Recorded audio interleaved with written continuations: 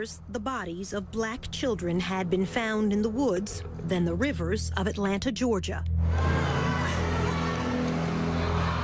In all, more than 24 victims, most of them strangled.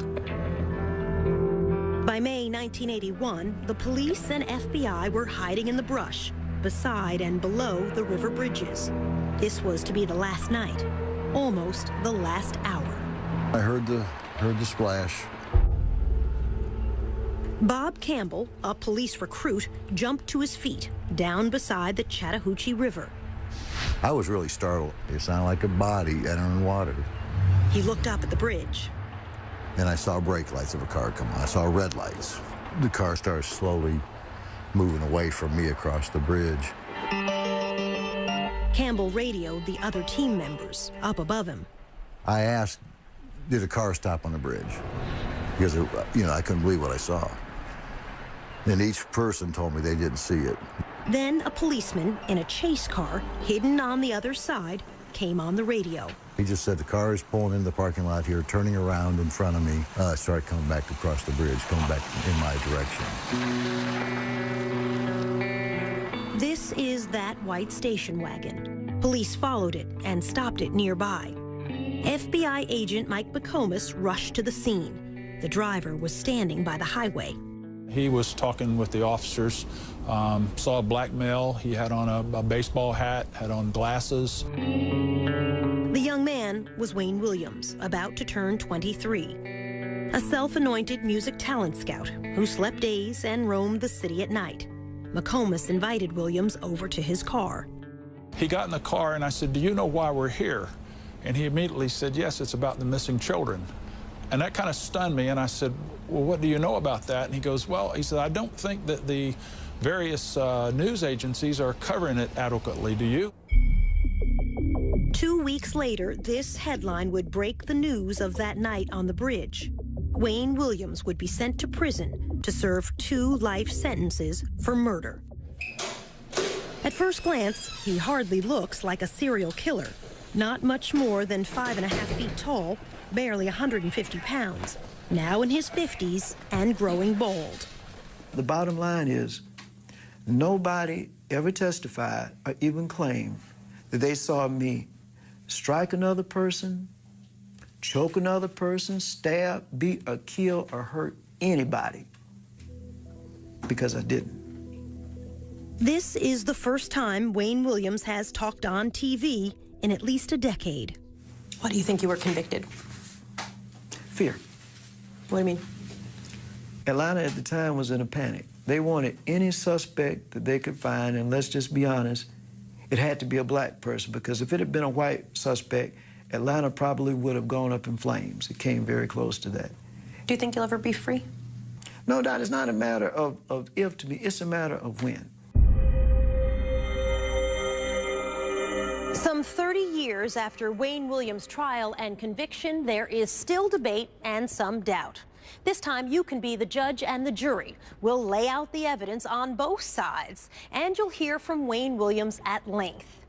Then we'll invite you to reach your own verdict: guilty, innocent, or a third choice, not proven.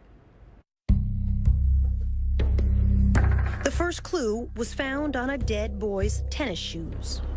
The victim was Eric Middlebrooks, his body left here in a rainy alley, a foster child who rode his bicycle away one night on an errand and was dead by dawn. Detective Bob Buffington saw something red stuck to Eric's tennis shoe. And I noticed in the flap of the edge of this shoe, this tuft of what to me appeared to be wool. And that was it. We could find no other evidence. Back at homicide, Buffington showed the fibers to his superiors. The lieutenant made a big joke out of it and told the rest of the squad that if I went over to the lieutenant's house and cleaned out the lint trap in his dryer, we could probably clear out all the cases in the city of Atlanta. Still, Buffington sent the fibers to the state crime laboratory. A young forensic scientist, Larry Peterson, took a look. So why was a fiber that was stuck in the crack of a shoe Why was that Because it was important? somewhat loosely there, and people don't normally have tufts or carpet fibers loosely stuck in their shoe. From those few thin threads, Peterson would begin to build a case to try to catch a killer. How many fibers across the board did you look at every day in this case, when the case really started getting busy? 100, 500, Well, 1,000? Literally, there's going to be hundreds, if not thousands, of fibers there, depending upon the case. In the spring of 1980, no one wanted to believe a serial killer was loose in the city, even when Bob Buffington spotted a disturbing pattern. There had been a sharp increase in the number of children under the age of 14 who had been killed. When he told his boss at Homicide, the major threatened to transfer him. And I truly think that they were afraid that there would be a panic. It was this mother, after the loss of her 9-year-old son, who finally forced police to listen, but not until almost a year after her boy died. Camille Bell and her children lived in these project apartments, poor to the eye, but rich in mind and spirit. Yusef Bell was an honors student in the gifted program at school. On a warm October Sunday in 1979, he walked away on an errand to buy snuff for an elderly lady downstairs. He went barefooted in a pair of brown shorts. He got to the store, he bought the snuff, he started back home. Less than half a block from this store, Yusef Bell stepped off this curb and vanished. And nobody saw anybody do anything or anything, but they did see him come back across the street. And that's the last that we saw him. Camille Bell called the police. They came and said they'd write a report. That's all. Days went by. Camille waited with 2 older children and Yusef's 3-year-old sister. And so she is terrified. If he can go to the store and they can steal him, then she doesn't want to leave the house. She doesn't want to do anything. Camille hid her own fear from her children. And you've got to hold them together so you can't act as scared as you are. The body of Yusef Bell was found in an abandoned schoolhouse. His body would not turn up for another month. Yusef Bell had been strangled. All of the what could have been, should have been, and probably would have been was taken away. And we'll never know now because somebody decided that it was all right to just kill a little kid because they wanted to. For a long time, the 3-year-old would look for Yusef every time it was a foggy day. And we'd go out into the fog, and she would go as far as she could into the fog. And I'd say, come back here. And she'd say, I got to go find my brother. And she said, the clouds came down, so Yusef can come down. The child, her mother said, had confused the fog with heaven.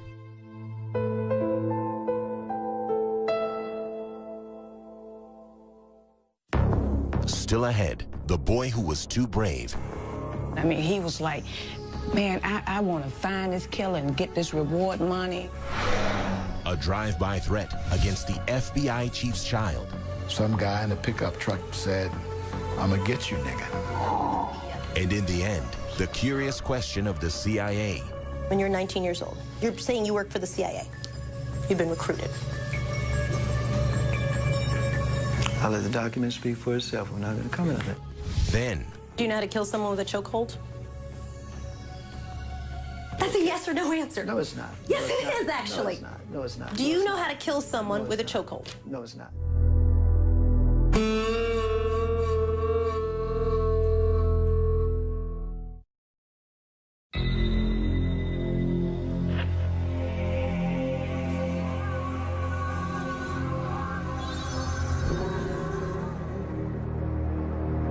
In the spring of 1980, police were still reluctant to listen to Camille Bell.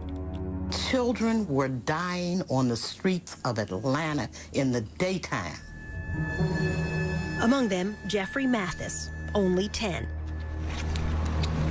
Like Yusef Bell, he walked down the street on an errand to this gas station to buy cigarettes for his mother. She never saw him again. What we had here was a predator, and what he was looking for was somebody who was cut off from the herd. And if you don't realize you're in trouble until you're in trouble, then you have no way of getting out. It would be another year before Jeffrey Mathis's body was found in a woods, miles from his home. His mother would join Camille Bell in forming a committee to confront the city's leaders. The reaction of the police was that we were overreacting and that there was no serial killer. Even though, by now, 6 black children were dead. 4 others were missing. Perhaps we were like distraught parents that really needed everyone's sympathy, but nobody needed to do anything. For years, it has been a dirty little secret among the press and the police. Deaths of blacks draw less attention than deaths of whites. Nobody cared. So you could have several killings go on, and if the people were poor, then no one discovered there was a serial killing. If you were black and poor, then really nobody looked, especially if you're black and poor and Southern.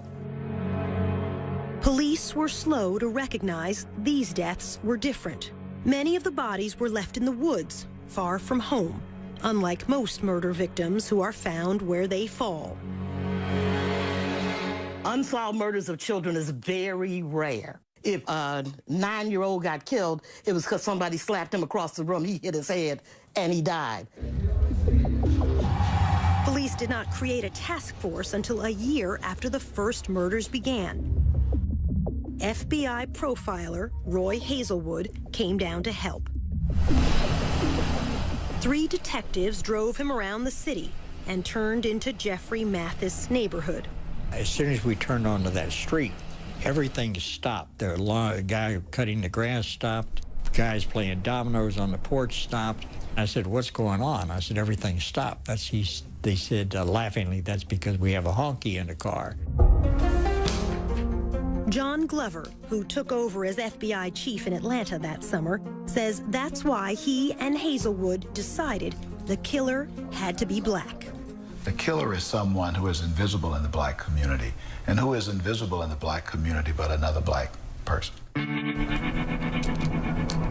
Welcome Harris was one of the first task force detectives. He knew it had to be someone who went unnoticed. We felt like it was somebody who could come in the neighborhood and get these children and not draw attention to themselves. The question of which race struck a raw nerve. It had been only a dozen years since the murder of Dr. Martin Luther King. On the surface, Atlanta was a well-integrated city. Beneath the surface, it remained separate and unequal. My prayer and the prayer of everybody in there was we wanted the person to be black. And the reason why you wanted to be black, I knew what it would do to this town if it had been a white person or somebody else of another race. In the black community in the early 80s, a black serial killer was unheard of. All the classic serial killers were white, never black. Didn't mean it didn't have one there. Today, black serial killers are not rare. In 2009, here in Cleveland, as well as in Milwaukee and Los Angeles, each time the accused serial killer turned out to be African American.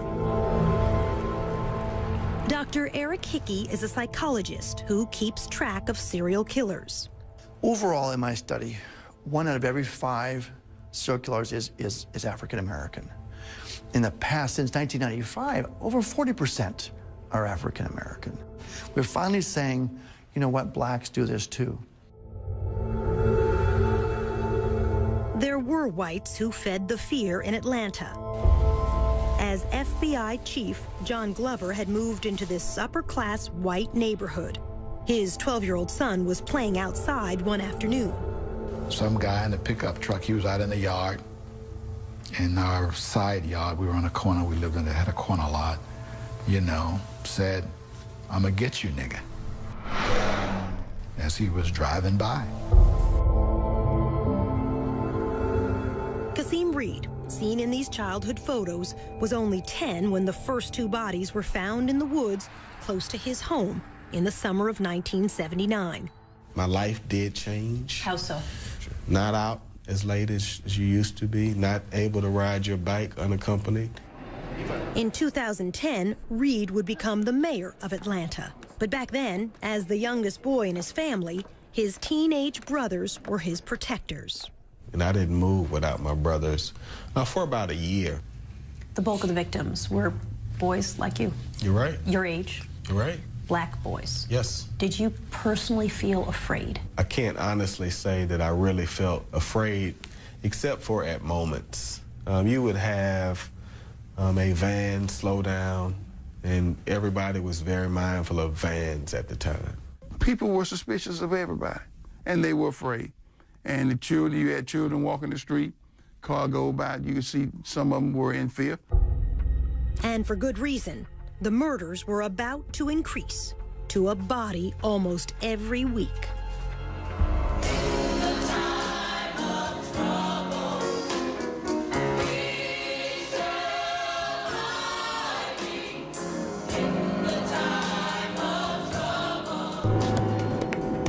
Coming up, a creature of the night. Being an ex-news reporter and all, you know, nighttime is me. That's the time I'm out most of the time. And a mystery within a mystery. He walked into the back of the studio and he had horrible scratches on his arms. And he said he had fallen into a bush.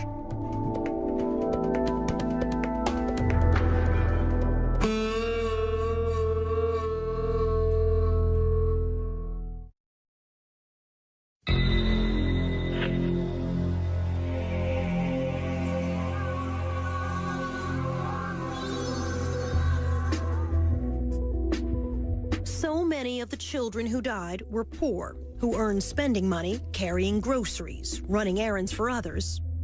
Or, like Luby Jeter, peddling car deodorizers outside this supermarket on New Year's weekend, 1981. His mother worried about his going off alone.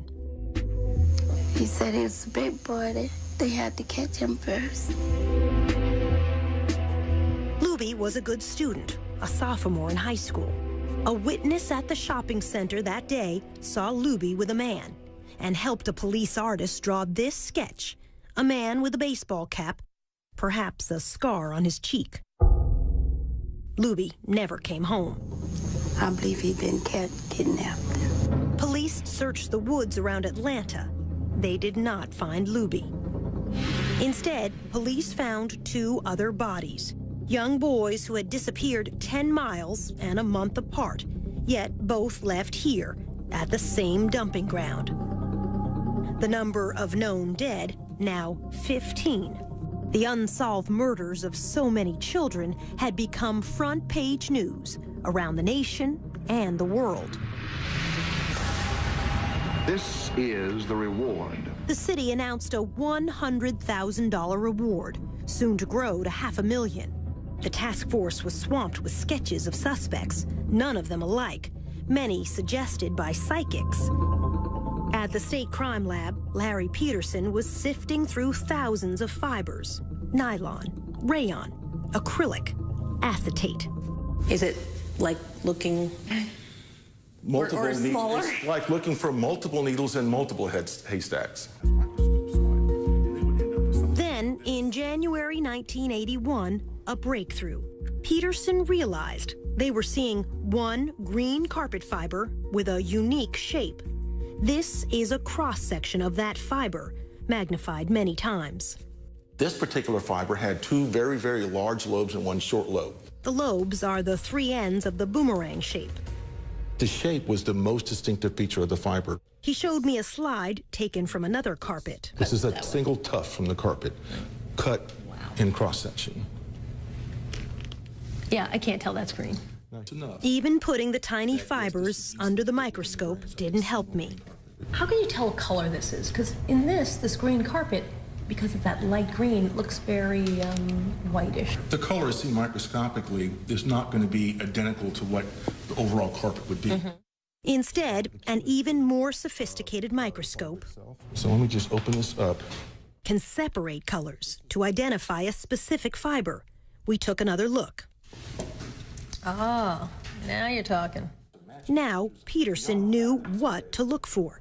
When I was looking at the fiber at first, I had no idea who had made it. I just knew it was very distinctive, and I would recognize it instantly. But he didn't know where to find it. Wayne Williams was not yet on anyone's radar. He had freelanced as a TV cameraman who shot fires and overnight news. He told us, You know, I know the streets of Atlanta. I've been around a while. Being an ex-news reporter and all, you know, nighttime is me. That's the time I'm out most of the time. Now, almost 23, a wannabe music producer, he was trying to form a singing group modeled after the Jackson 5. In fact, the afternoon Lubie Jeter disappeared, Williams says this receipt shows he had an alibi, auditioning young singers from 4:30 to 8:30 that evening. The studio was a small demo studio. Kathy Andrews was co-owner of that studio. To my best recollection, he auditioned young kids for a group that never existed. They were roughly as young as 8 and as old, for the kids, they were as old as 11 or 12. Now living in another state, Kathy Andrews did not want her face shown because of what she saw on another day at her studio. At one point in time, when Wayne came for one of the sessions, he walked into the back of the studio and he had horrible scratches on his arms. Deep and painful, crisscrossing both arms. It was more this way and that way and that way and that way and that way and that way. And they were angry looking. And when I looked at him, the first words out of my mouth was, "Oh, Wayne, what happened? That looks awful." And he said he had fallen into a bush.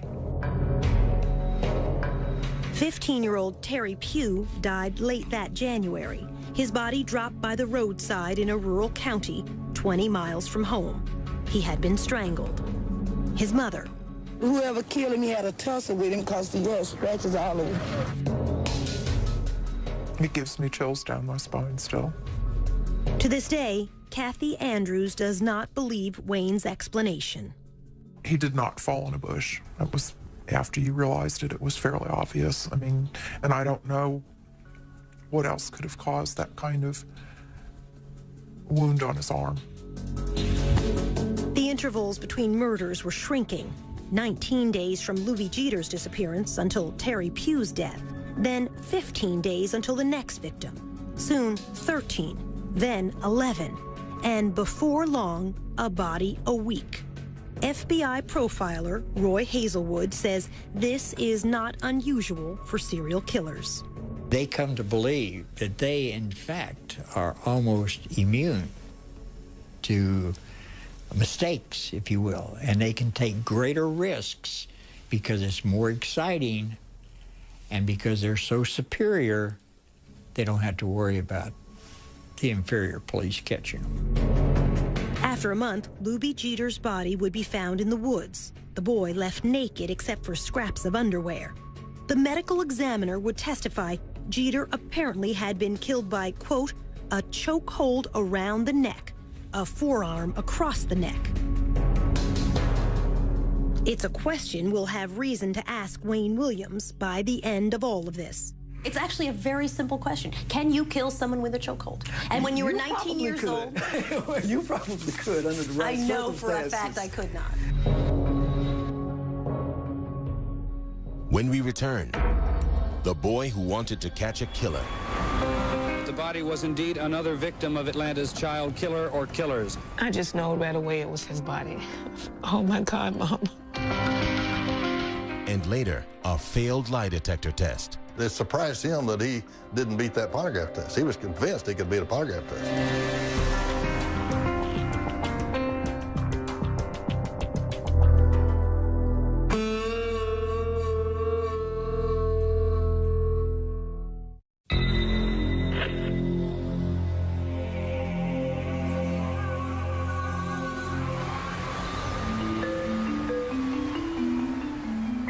There's yet another twist in the missing and murdered children case. Atlanta is a city of frustrations and fears. As the number of missing and murdered children grows. That the body was indeed another victim of Atlanta's child killer or killers. We're told that the child... Patrick Baltazar was the kid who was convinced he could catch a killer.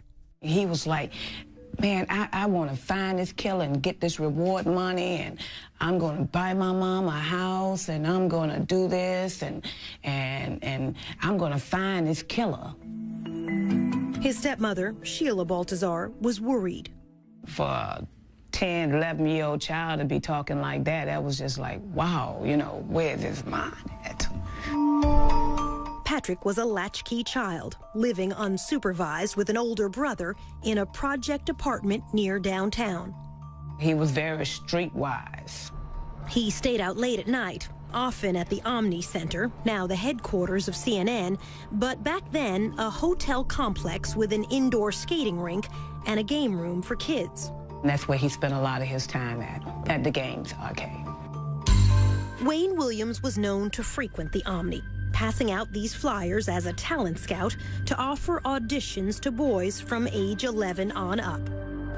15 kids are dead. 2 others are officially missing and listed as part... By early February 1981, more than a dozen young African-American boys had been found dead, many dumped in the woods around Atlanta. I was very fearful. My God. Sheila Baltazar pleaded to send Patrick back home to the rest of his family in rural Louisiana. If I had somewhere to send my son, I would have sent my son. One evening, a white man in a big car appeared to threaten Patrick and a small friend. The little boy said that Patrick said, man, that might be the killer. Patrick used a payphone to call police. He told them, a man was chasing me and my friend in a brown Cadillac. Well, actually, they thought it was a crank phone call. They didn't send a car out. This is a sketch the other boy provided to police after Patrick was dead. 2 weeks later, on February 6th, Patrick stopped by the restaurant where his father worked to ask for money, then walked back toward the Omni. He never made it home that night. I'm like, he didn't come home? Oh, my God. That was the first thing popped in my head. Missing. Murdered. Oh, my God. The Atlanta Missing Persons Bureau continued their hunt for this missing child. 11-year-old... One day seemed like it was a week. That was the longest search in the world. It was almost 2 p.m. when maintenance man Ishmael Strickland found the lifeless figure of a young black boy lying in some bushes. On the 7th day, a maintenance man spotted a body tossed down into the woods behind a parking lot at a suburban office complex. The bank was fairly steep. Medical examiner Joseph Burton had to hold on to a rope to get down to the scene. He had a ligature mark on his neck, like if somebody had a ligature and they were behind you or off to the side behind you, and they close their hands or fists together and pull the ligature, basically. In other words, killed from behind. Most likely, yes. All right, let me place another sample on this side. State Crime Lab scientist Larry Peterson attended the autopsy. I can recall at one autopsy pulling a fiber off of one of the victims. It was a green carpet fiber, and mounted the sample on a slide, went over and looked under the microscope and went, it's the same one. You knew right away. I knew right then. And it became apparent that the body was indeed another victim of Atlanta's child killer or killers. Again, local television carried these pictures live from the crime scene. As it was studied, it became apparent it was one of the 3 children listed as missing. We're told that the child's body, again, had not... Sheila Baltazar got a call from her mother. She say, they found another body. She say, I really feel like this is Patrick's body here, you know.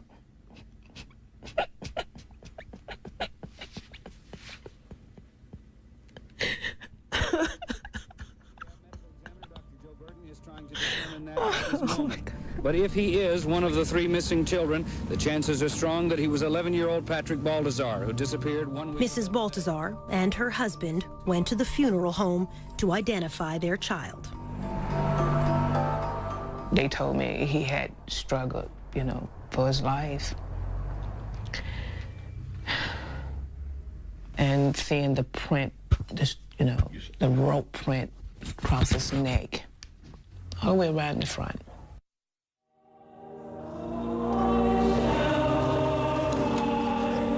At Patrick Baltazar's funeral, she would insist on an open casket.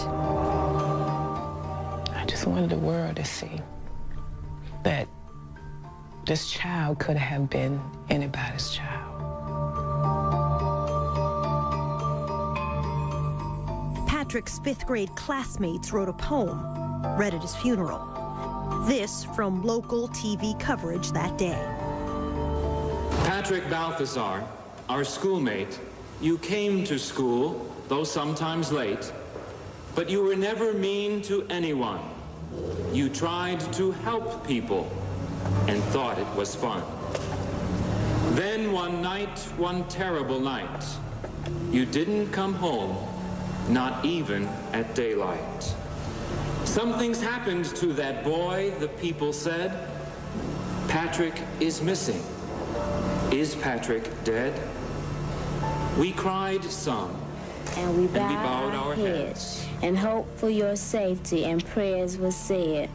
Oh God, please bring back that missing boy. When he returns, we will shout for joy. The police and the news people came and went. In all our hearts was no content. No one could rest until we knew whatever had happened to you. Then one day your body was found out in the woods on the cold, cold ground. Someone killed you and dumped you there. It was a mad, cruel person who did not care. There was not a word about how you died. It is no wonder that we all cried.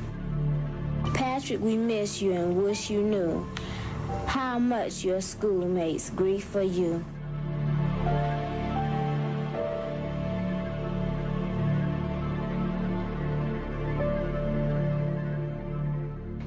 Just ahead, the Klan under suspicion. It was an entire family of brothers that were involved in the Klan. And then a disappearing nylon cord. Could have been the murder weapon, as far as I know.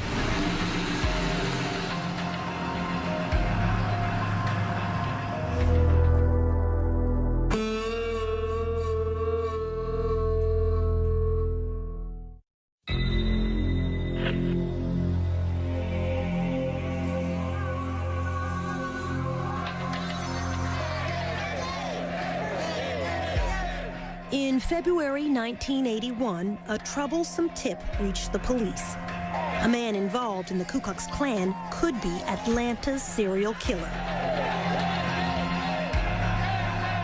Atlanta was about to explode, and here was information potentially that the Klan could have been doing this. Bob Ingram with the GBI, Georgia's Bureau of Investigation, got the case. It was an entire family of brothers that were involved in the Klan that were the focus of this particular intelligence information. An informant said one brother had threatened Luby Jeter, the child found dead only weeks before. The Klan associate lived here on a dead-end street in the railroad town of Mountain View, on the outskirts of Atlanta. We're tapping telephones. We heard a lot of rhetoric. We heard a lot of racial slurs. On one wiretap, the detectives heard this said, "Go find you another little kid." The GBI followed the four brothers for almost 2 months. These family members were under surveillance at that time, physical surveillance, where we had an eyeball on them. In those 2 months, 6 more black youths would disappear and die. Detectives saw nothing to link the Klan to them. If somebody was in there with a van or 2 or 3 men who, you know, to grab somebody and dump them in the back of a van, people would have noticed if they were white. The brothers were called in. They took lie detector tests and passed. They were polygraphed and cleared as to their involvement in the killing of Atlanta's children. Clearing the Klan didn't stop the murders. JoJo Bell was one of the victims who vanished during the surveillance. He used to hang out at this seafood carryout place. Manager Richard Harp. You come here and do anything, I'll give him $1 or $2. Just long enough he get money to go to show or get money to buy stuff at the store or something like that. JoJo Bell, unrelated to Yusef Bell, came by Captain Pegg's one last time. About 3:30, 4 o'clock Monday, he came by and stuck his head in the door. He said, "Richard, I'm going to shoot basketball. I'll see you later." Throwed his hand up, went on up to speak. To a schoolyard basketball court like this. This witness, Eugene Laster, knew JoJo and saw him leave the game. He said JoJo left in a station wagon that looked like this. Laster testified he got in the car, got in Wayne's car. In court, Laster would identify Wayne Williams as the driver. Eugene Laster. Okay. He's pretty much an eyewitness. Said that you gave a ride to JoJo Bell in your station wagon. Okay. Did you? No, I did not. You never gave a ride to JoJo Bell? No, I did not. Williams did not deny he was the driver. He instead insisted his passenger had to be someone else. JoJo Bell was never to be seen again. But it would be horrendous if another child dies, period. A week later, Sammy Davis Jr. and Frank Sinatra came to Atlanta for a concert to benefit the children. The photographer up on stage, that's Wayne's father, Homer Williams, with the black newspaper, Atlanta World. How come you got no tuxedo on there? You're going to come up here on the stage looking like that there. Backstage with Sammy Davis Jr. in a photo which made the front page, that's future Mayor Kasim Reed. I remember that. It was so cool meeting Frank Sinatra. As a young child, Reed would help the volunteers searching Atlanta's woods every Saturday. We literally would walk through wooded areas, chaperone, and we would walk for a period of time until about an hour before nightfall. But now, a new twist in the murders. Patrick Baltazar, the 20th victim, would be the last child to turn up in a wooded area. A day or two later, an official would tell reporters fibers and dog hairs were being collected from the victim's clothing. The next child to die would be found in a river, wearing nothing but underpants. Fewer clues now for Larry Peterson. We're talking maybe a dozen or dozens of fibers as opposed to hundreds or potentially 1,000 fibers. The 13-year-old victim was found beneath this bridge over the South River in Atlanta's suburbs. A driver crossing that bridge earlier in the week saw a man leaning over the railing. It turned out to be the same afternoon JoJo Bell disappeared. At trial, the witness said the man was Wayne Williams. JoJo's body would not be found for 7 more weeks, until Easter Sunday. It had floated far down the South River, almost into another county. He also had nothing on but underwear, basically. Medical examiner Joseph Burton went out in a boat to retrieve the boy. We've got the body wrapped in a sheet. I'm the one with the shirt off. Dr. Burton ruled both JoJo and the other boy found in the river had been asphyxiated. We didn't have any history of either one of these boys swimming in the South River in their underwear. Other bodies were now washing up in the Chattahoochee River to the west and the north of Atlanta. 5 victims in that river in the next 6 weeks. I said, you know, if I was doing that, I'd be throwing them off the bridge. FBI agent Mike McComas grew up along a river in Tennessee. He knew if something were to float on downstream, it had to be dropped in the middle of a river. McComas suggested the bridge stakeouts.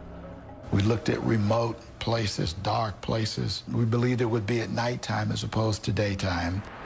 The FBI and police began night watches at 14 bridges over the Chattahoochee and South Rivers. The stakeouts were to last 4 weeks. Nothing until the very end. We, at that point, were ready for that to be our last night. And Wayne Williams showed up that night. Just before 3 a.m., the station wagon drove onto the bridge. Had he waited a couple more hours, we might not have been there. Otherwise, we would have missed him.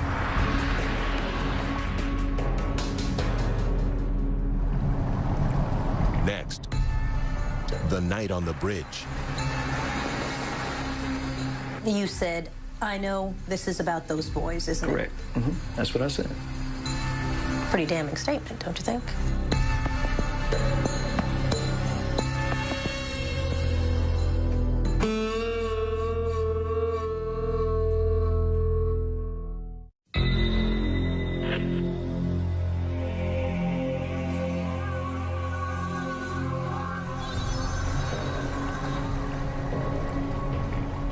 That night on the bridge, Wayne Williams says police made him the scapegoat because he was black. Soledad, when this case happened, if those police had arrested a white man, Atlanta would have erupted, as well as several major cities. You possibly would have had another race war. No, said the FBI chief. On the Atlanta Police Department side, they were looking for a white guy. So why would all of a sudden the black guy be considered a scapegoat? Williams disputes almost everything police witnesses said about that night. What happened that night on the bridge? Okay, in the first place, and I'm not being facetious, but nothing happened on the bridge. That's the whole misconception. As he tells it, there was no splash. He never stopped and didn't turn around. So you never stopped on the bridge? No, I didn't. You didn't throw trash? No. You didn't throw anything? No, I did not. You didn't throw a body? Definitely not a body, no. His story. I crossed the bridge. I turned off briefly after I crossed the bridge at what I called a liquor store. Williams said he pulled into the parking lot only to look up the phone number of a singer he was trying to locate at that hour. I turned back on the highway. I went to a Starvin Marvin store. I used the telephone, and I came back. The call didn't go through. I got some recording, this number's not in service, and I said, well, this is a prank. This is the closest thing to an address he had for the singer he said was Cheryl Johnson. The FBI looked hard and could never find her. It says to me that Cheryl Johnson didn't exist and he made it up. Williams says only after that call from a gas station did he turn around to cross back over the bridge again. Police would stop him moments later. You said, I know this is about those boys, isn't it? Correct. That's what I said. Pretty damning statement, don't you think? No, I mean, the perception in Atlanta was, at the time, kids were missing, and I think, if I'm not mistaken, the perception was a lot of young males were missing, and that's what I asked myself. This is about those kids, or boys, or something like that, isn't it? Remember what FBI agent Mike McComas said he saw when he got to the scene? Saw a black male. He had on a baseball hat. This is the sketch provided by the witness who saw Luby Jeter talking to a man the day Luby disappeared and died. McComas had never seen this until we came back to show it to him nearly 30 years later. This is a real strong resemblance to the person that I talked to, Wayne Williams. He had on a baseball cap. His hair was in an afro, so this just looks like him. Williams agreed to let McComas search his station wagon. On the floor, in the front of the back seat, he saw... There was a nylon cord. The best that I could describe the nylon cord was a ski rope type, the woven type, and it was, my guess, about 24 inches long. No. Williams denies there was any such cord. Because if that rope had been in the station wagon that night, I'm sure they would have taken it. The fact that I didn't confiscate it doesn't make it go away. It was there. The nylon cord would never be seen again. Could have been the murder weapon, as far as I know. Yet, FBI supervisors decided to let Wayne Williams go that night. Well, first, we didn't have a body. So, secondly, there was no one who saw Wayne Williams outside of his car. There was no one that saw him throw anything overboard. 2 days later, only a mile downstream from that bridge, another body. After 2 years, one suspect now, Wayne Williams.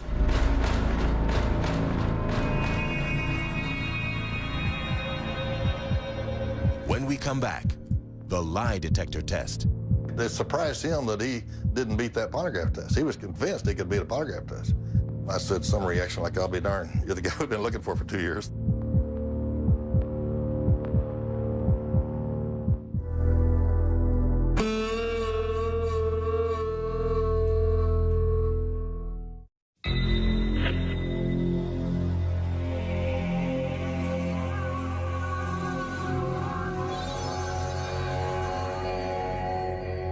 The second day after Wayne Williams was seen on the Chattahoochee River Bridge, the body of Nathaniel Cater washed up downstream.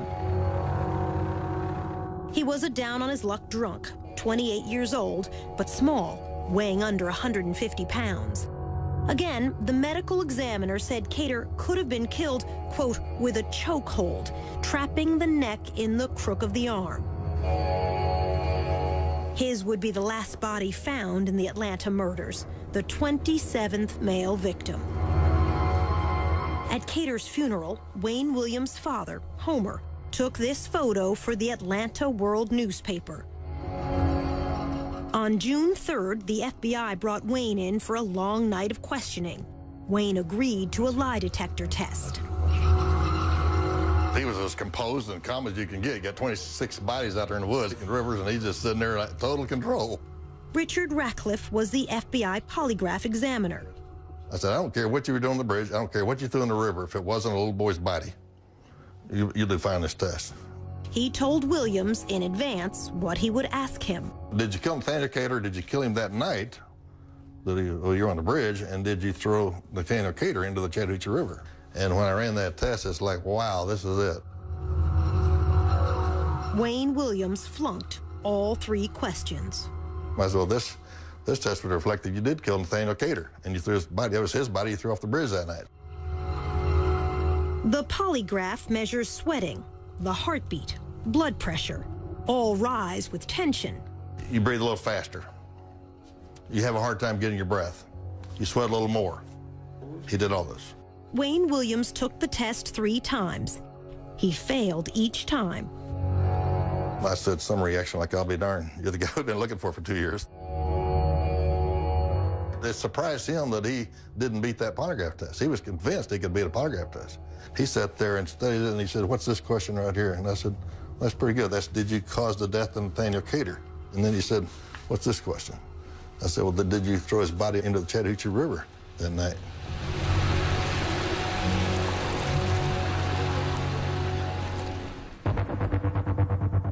With the media waiting outside the FBI, the mayor's spokesman, Angelo Fuster, was called in to handle the press.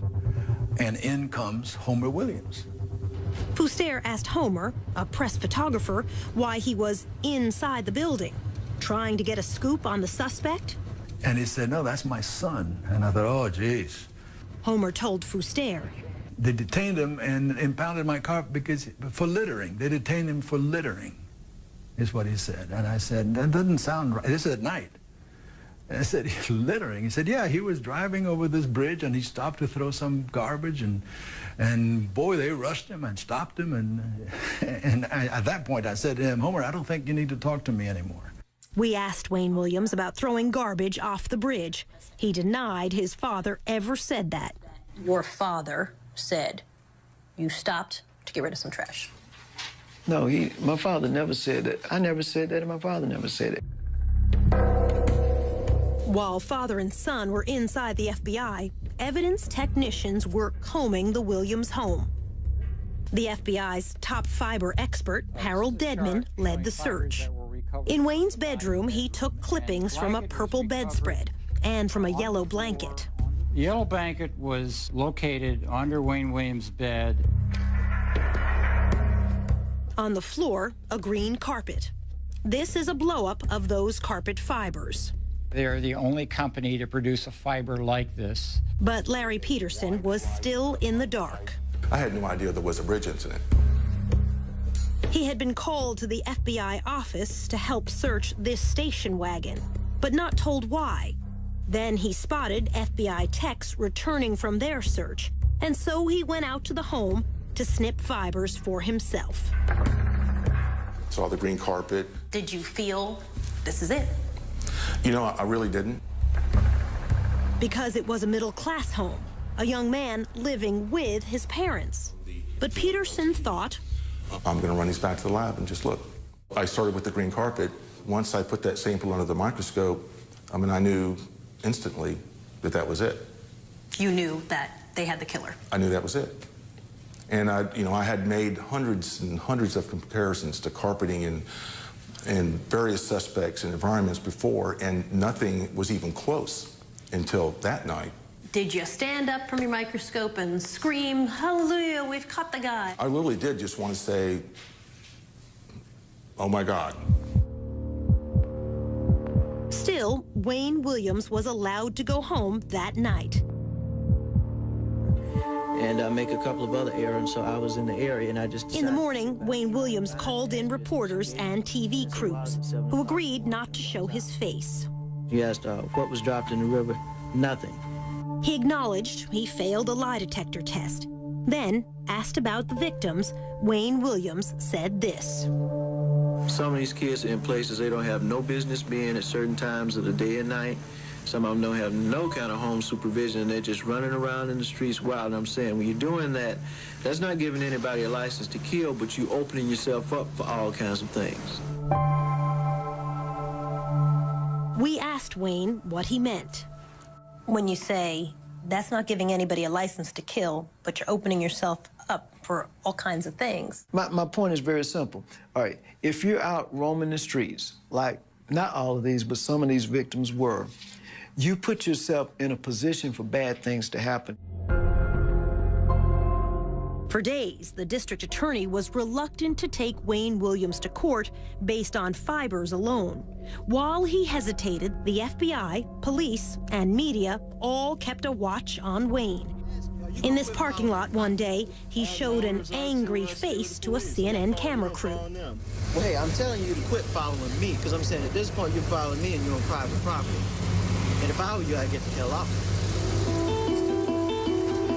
Finally, on Father's Day evening, 1981, detectives arrived to arrest Wayne Williams for the murder of Nathaniel Cater. Once he disappeared in the back of this police car, Williams would never be free again, to this day.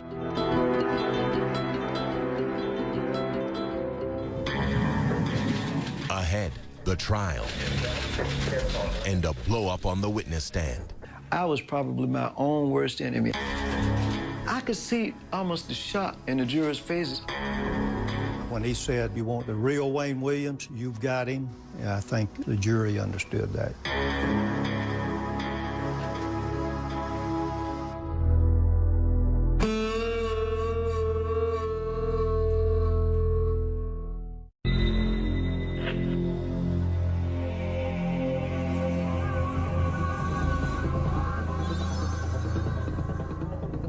Wayne Williams would go on trial at the start of 1982.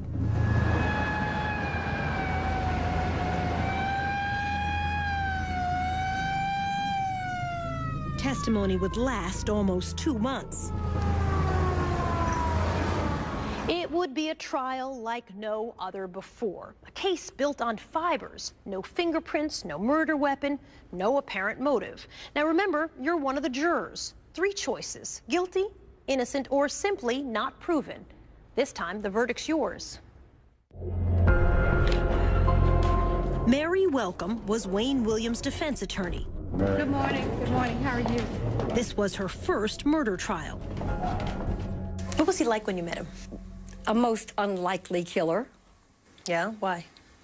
Because he just didn't appear to be the kind of person that could strangle anyone or have the strength to.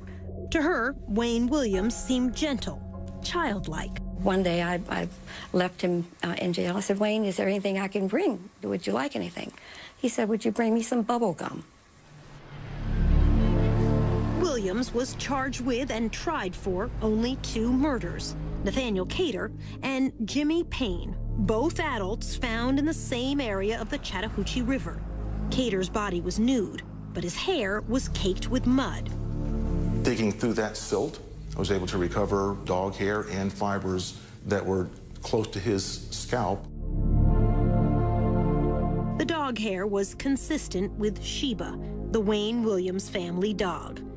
In Cater's hair was one of those unusual green carpet fibers. Under a microscope, Peterson could see the boomerang shape, just like those in the Williams family carpet. This is an actual piece of that carpet, which the FBI's Harold Dedman said was quite rare. It's got an unusual carpet fiber. It was manufactured for a limited amount of time. It was a 10-year-old carpet. On Jimmy Payne, the other victim, Dedman found yellow rayon fibers stuck to his cotton shorts, fibers consistent with the blanket under Wayne's bed. I personally took the cutting from the yellow blanket that was under the bed. This evidence slide contains the yellow blanket fibers that Dedman clipped that night, magnified by our own video camera. But when Larry Peterson had returned that June for a second search a couple weeks later, there was no yellow blanket to be found that I could find. There are a lot of things in your case that disappeared. Mm-hmm. You had a lot of disappearances. Mm-hmm. Yellow blanket Yes. disappeared. In the first place, there was never a yellow blanket. There were fibers of a yellow blanket. There were fibers alleged to have come from a yellow blanket. Nobody's been able to produce a yellow blanket because, quite simply, and I'm just being very blunt with you, there was no yellow blanket. Or maybe you got rid of it in between the first time they searched and when they come back. It seems like to me, if I were a police officer, I would have confiscated the blanket too. It doesn't make sense. the prosecution was allowed to bring in 10 other deaths. Among them, Patrick Baltazar, Eric Middlebrooks, JoJo Bell, to try to show a pattern. This is a chart showing fibers that were recovered from the body of Patrick Baltazar. Fibers consistent with that blanket, with Wayne Williams' bedspread, the green carpet, hair from Wayne's dog, plus a leather jacket. The jacket was, as I recall, was hanging in his closet. And, Dedman told the jury, 2 human hairs were found inside Patrick Baltazar's shirt. These 2 hairs were consistent with originating from Williams. Then there was Eric Middlebrooks, and the fibers stuck to his tennis shoe. This is a blow-up of those red fibers. The same kind were in a car Williams was driving that year. This puts Middlebrooks both in the interior and of the 79 Ford and the trunk of the 79 Ford. Did you ever meet any of the young men who were victims? No, I did not. Never met them once? No. Not once? No. It's incalculable, the odds that that they were not in contact with him in his environment. The fiber evidence is your biggest obstacle. That fiber evidence may well have been manipulated in this case. Point blank and simple. Simply because they had a suspect, it was Wayne, and that manipulation no doubt has continued even after my trial and up until this point. There were just too many fibers placed on too many bodies. Mike Derham, in blue, seen here the night of the verdict, was one of the jurors. What would the chances be of finding the same, all of these fibers? The chances would be just astronomical. This witness, Robert Henry, did place Williams with the very last victim, Nathaniel Cater. Henry worked with Cater. He said he saw him leaving this theater with Wayne Williams on the night of the bridge incident. Henry has no doubt, even today, about what he saw. We were holding hands, you know, like male and female. Well, if you were holding hands with one of my co-workers and both of you are males, what am I supposed to do? Turn my head? What's up, people? The next time I saw him, he was in the courtroom. When Wayne Williams took the stand, he swore he never met Nathaniel Cater. On the evening Henry said he saw them, Wayne testified he was home. sick and asleep in bed. His mother and father, now deceased, backed him up. Homer Williams said he had the white station wagon until almost midnight. Under cross-examination, in his third day on the stand, Wayne Williams blew up at prosecutor Jack Mallard. That morning, he was a complete different person. Immediately, he started attacking. He came out of the chute like a bull. When he said, you want the real Wayne Williams, you've got him, I think all of us, the jury, understood that, yeah. I was probably my own worst enemy. I was an arrogant, bus-headed idiot at the time, and I played right into these people's hands. I could see almost the shock in the jurors' faces if they said, my God, is this the same Wayne that was up here yesterday? I could see that. Patrick Baltazar's stepmother was watching in court that day. I'm like, this man gotta be crazy. This man, I mean, it's like he's saying, you know, yeah, I killed him, but you better prove it. You know, can you prove it? He was doing everything he can to outsmart everybody. And it was like, I did it, but can you prove I did it?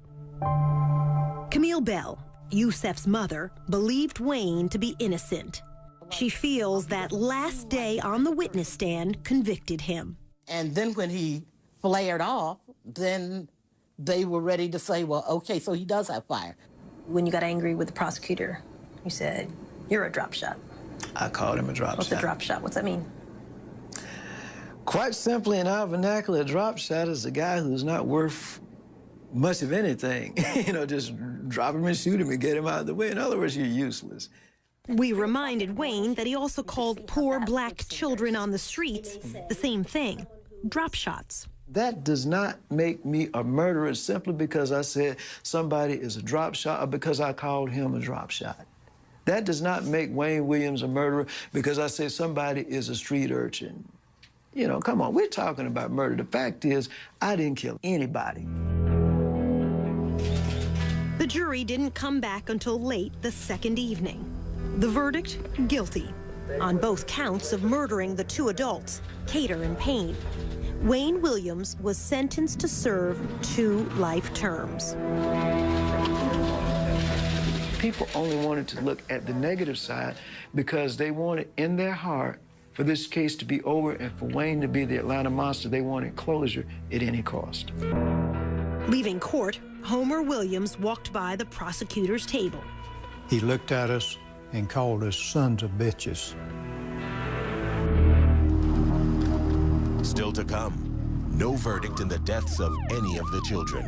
Even if it takes 30 trials, I don't care. You know, prove it.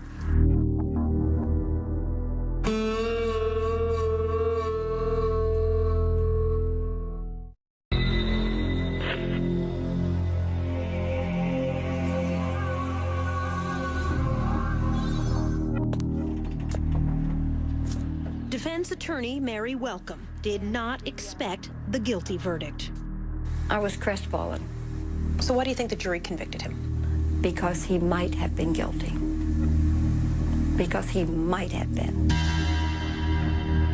During the trial, medical examiner Robert Stivers told the jury there had been very few strangulations of black males in the years before these murders began, and none at all with bodies left in rivers or by the roadside since that night Wayne Williams was stopped leaving this bridge.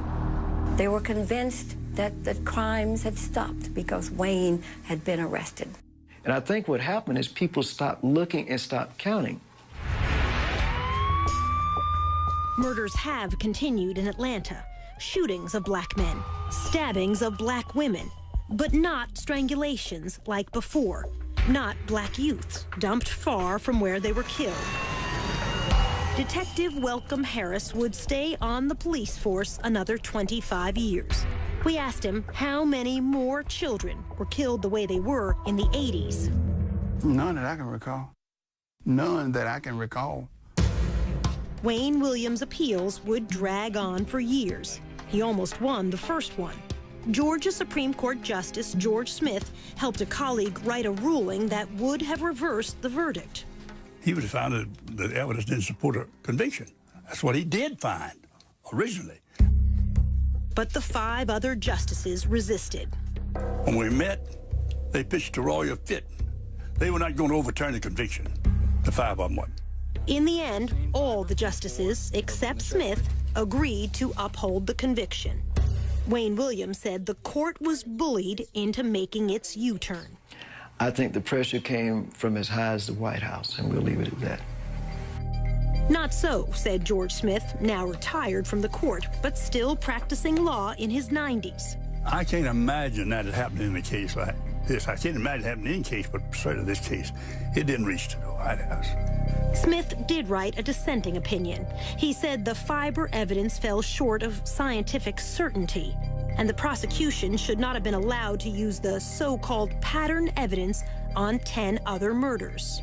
I said the only similarity in the crimes in this case is the fact that all of them were dead. Smith was denounced on the floor of the Georgia legislature. I was an N lover. You know what the N stands for. Mary Welcome agreed when Justice Smith wrote the defense attorneys were ineffective. We were rendered ineffective. We were rendered incompetent because of the lack of funds, lack of time, and the lack of resources. Absolutely. Things did go wrong in the trial that should not have. An ambulance driver suggested an explosive motive for Wayne Williams. This from CNN's report at the time. Bobby Tolan said Williams asked him once, had he ever considered how many blacks could be eliminated by killing one nigger child? But unknown to either side, Tolan was not his real name. In fact, he had a criminal record.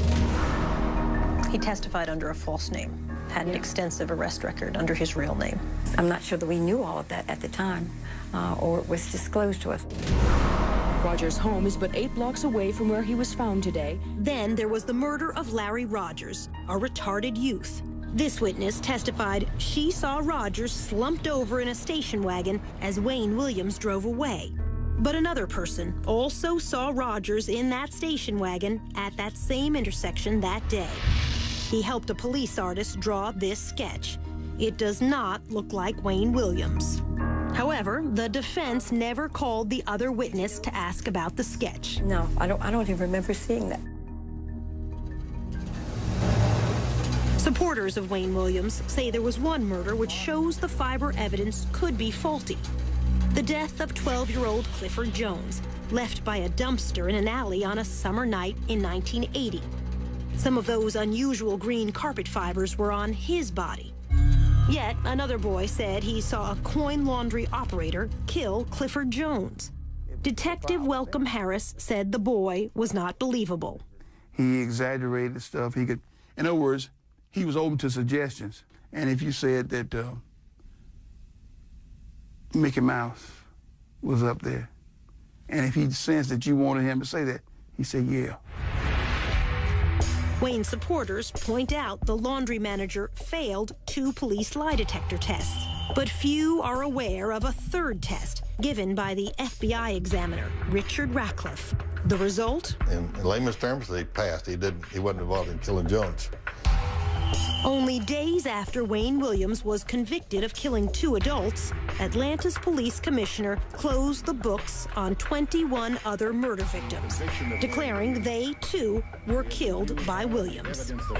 Most were children, among them Clifford Jones and Yusef Bell. But without trials, the mothers were left without a verdict, one way or the other, in the deaths of all of the children. Camille Bell.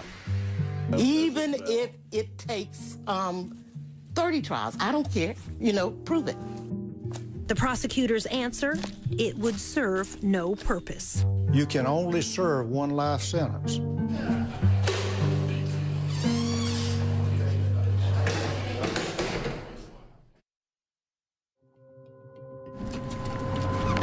Just ahead, a new alibi that backfires. He was out that night, no question in my mind. He was not at home.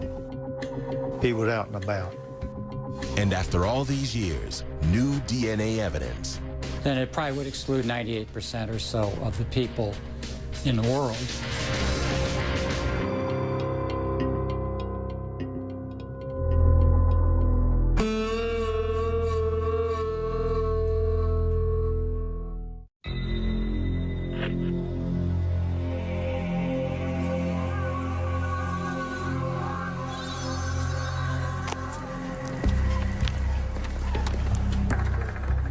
4 years after the trial, Robert Henry would change his story about seeing the last victim, Nathaniel Cater, holding hands with Wayne Williams.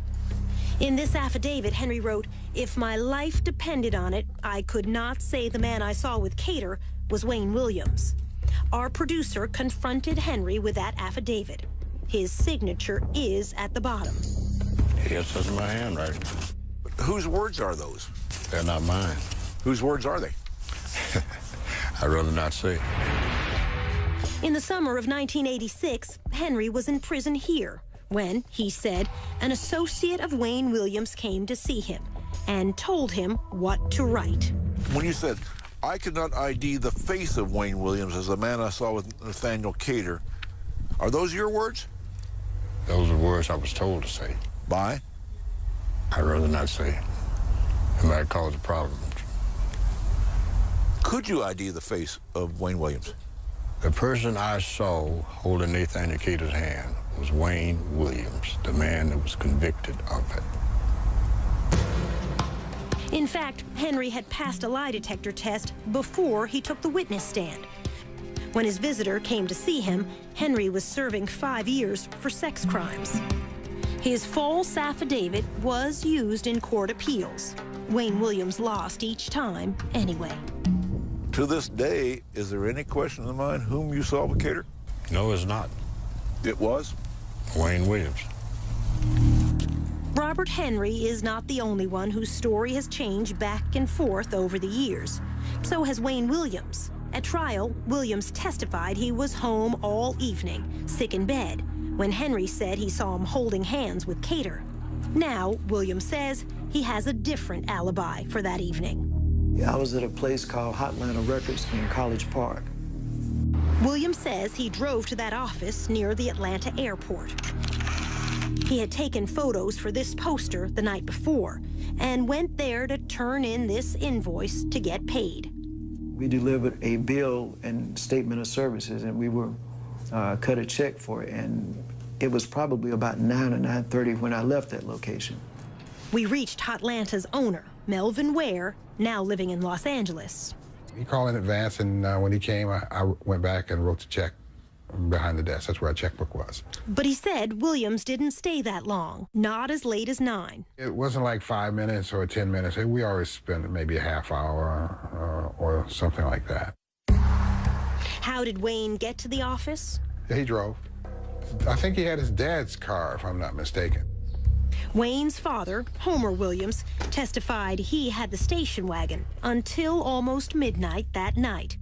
But Chet Detlinger, an investigator for the defense, said Wayne told him long ago this was a lie. All he told me was he had the car, his daddy didn't have the car. Wayne said, but I had the vehicle, and I didn't want to corrupt my dad's testimony in the eyes of the jury, so I lied about it and said I didn't have it on the stand.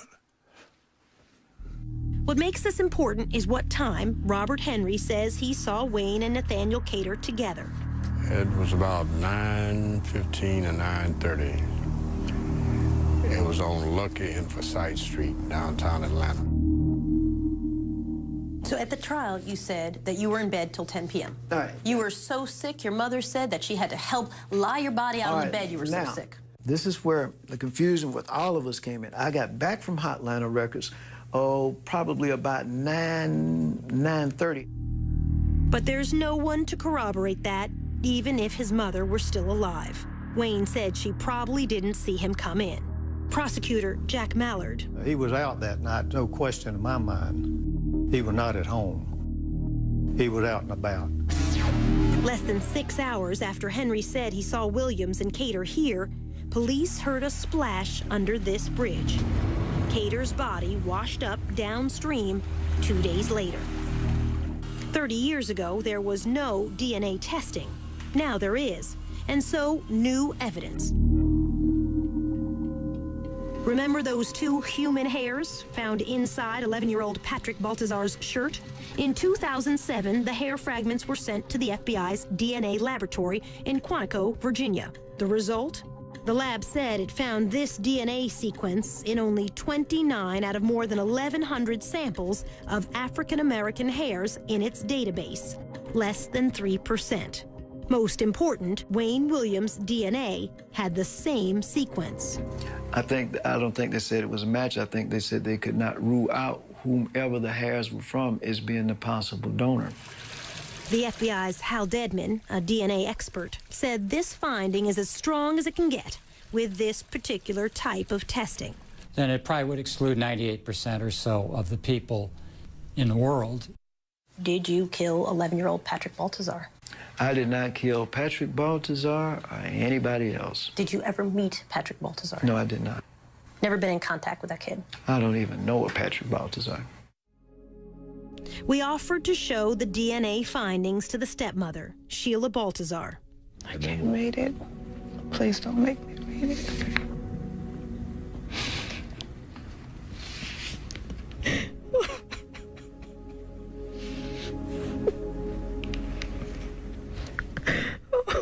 Oh my God. So we told her what the FBI report said. Wayne Williams cannot be excluded as the source of those two hairs.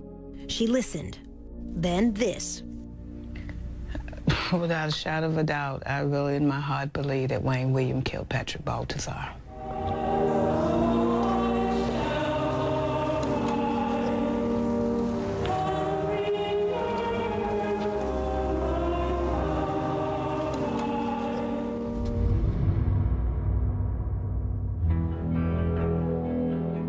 Next, trained to kill. Were you trained in unarmed combat techniques? Could you grab somebody bigger than yourself, put them in a chokehold? I'm sure there are other things in unarmed combat besides putting somebody in a chokehold.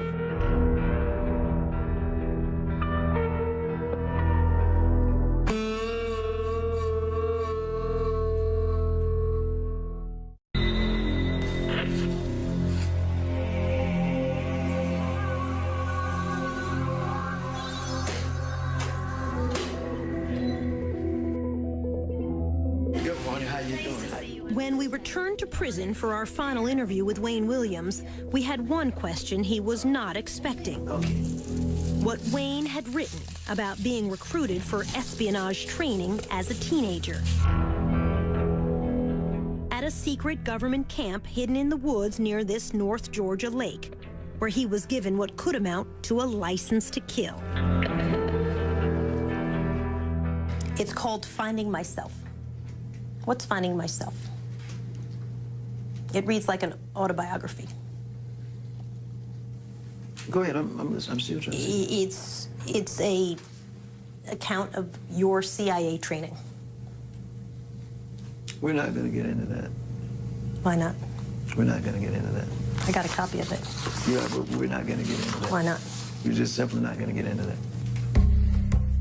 By his account, Wayne was fresh out of high school, just 18 years old, when he was approached by an associate of an old World War II spy living in the Atlanta area and was initiated into a secret world. You're not going to answer a single question on this? No, ma'am. Is it fake? No. Is it fictional writing? No. Did you work for the CIA? We're not going to get into that. In these pages, he said he spent his summer weekends in those woods, learning how to handle plastic explosives, hand grenades, and something even more chilling. So, I'll do the talking part, and you can answer what part of it you want. You write how you fired rifles, submachine guns, handled assault weapons, grenade launchers, C4, learned unarmed combat techniques through this training group over weekends. Is it true or is it false? We're not going to comment on that. When you're 19 years old. You're saying you work for the CIA. You've been recruited. I'll let the document speak for itself. We're not going to comment on that. Did you work for the CIA? I cannot comment on that. Copyright 1992 by Wayne Williams. Is this an autobiography? I cannot comment on that. In his own words, Wayne Williams said this was part of a secret plan to send young black agents into the worst trouble spots in Africa in the late 1970s. He wrote that he finished training, then withdrew from the program. Either this is a true story and you have been trained in evasive tactics, filtration techniques, weapons use, unarmed combat techniques, which would include a deadly chokehold, or it's made up. Let me ask one question. Where did you obtain that? I can't tell you that. No, there we talking. You're a newsman. You know the answer to that question before you asked it. Okay. All right. I will say Is it true? I mean, it's got your name on it? I will say this. Were you trained in unarmed combat techniques? Could you grab somebody bigger than yourself, put them in a chokehold? Because that's what that is. I'm sure there are other things in unarmed combat besides putting somebody in a chokehold. But when I talk to the military experts and I say to them, what exactly does that mean? That's one of the things on their list. Top 2 things, by the way. I wouldn't doubt that. So, are you trained in that or not? Let me say this. I'm asking such straightforward questions. I understand that. But again, I ask you to understand my position on this.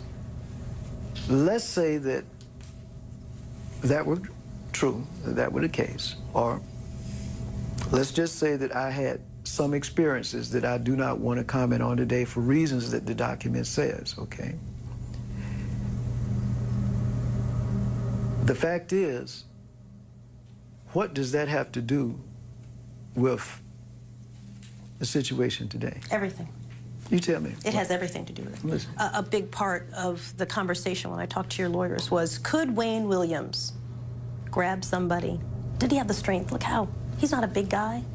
Could he grab someone in a unarmed combat technique and kill them? And your attorneys would say to me, you met him, he's not a big guy.